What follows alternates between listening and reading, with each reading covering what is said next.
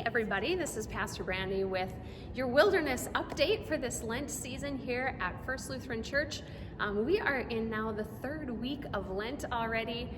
So the first week on Ash Wednesday, we started with our wilderness garden. We got sand. We have this lovely garden placed here in our sanctuary. So whether or not you have your own wilderness garden at home, we're doing these videos here so you can catch a glimpse of what we are up to. So the first week was sand. The second week we got an air plant, talking about God's will and ability to provide life in the wilderness. And this past Wednesday, just yesterday now, we received a candle. And for folks at home, we sent home just a little tea light, just a small little candle for your small little wilderness. Here in our sanctuary, we have something a little more substantial. We have this tall pillar candle, and this is representing the pillar of fire that led the Israelites through the wilderness in Exodus chapter 13. So as the Israelites were on their way out of captivity in Egypt and making their way toward the promised land, every single day and every single night for 40 years, God was present with them in a pillar of cloud by day and in a pillar of fire by night. So fire is a pretty rich metaphor, I think, for the presence of God, and just the idea of watching a flame sort of flicker and dance is mesmerizing. It's kind of mysterious. It's very active. All things I think that sort of illustrate the nature of God for us as well.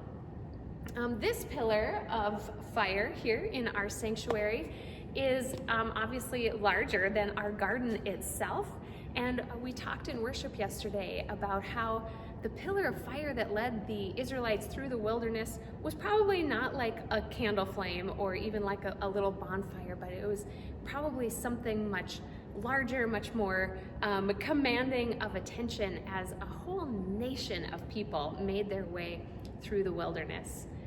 But in that sort of majesty and mystery of this pillar of fire, God was present, not only giving light in the darkness and not only giving some heat, through the cold nights, but was an active, moving presence that was leading and guiding.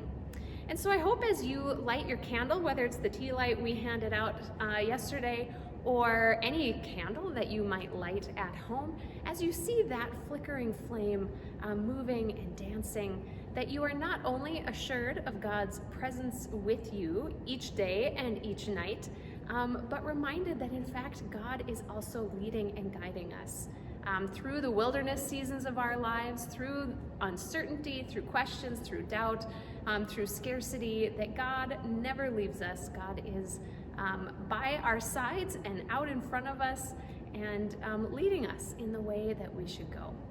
So if you did not get to pick up a candle yesterday at our Wednesday service, we still have those available. You can come by and pick one up. Or as I said, you can just find a candle at home. And the other part of our recommended prayer practice this week is doing some singing, which is something anybody can do. It doesn't have to be beautiful to be a joyful noise to the Lord. In the Wilderness devotional booklet, you'll find the words and music to the prayer song that we've been using this season in worship, which is "The Spirit Intercedes for Us." So as we now continue on through these 40 days in the wilderness, may God bless your time of devotion and reflection, and we look forward to catching up with you again next week.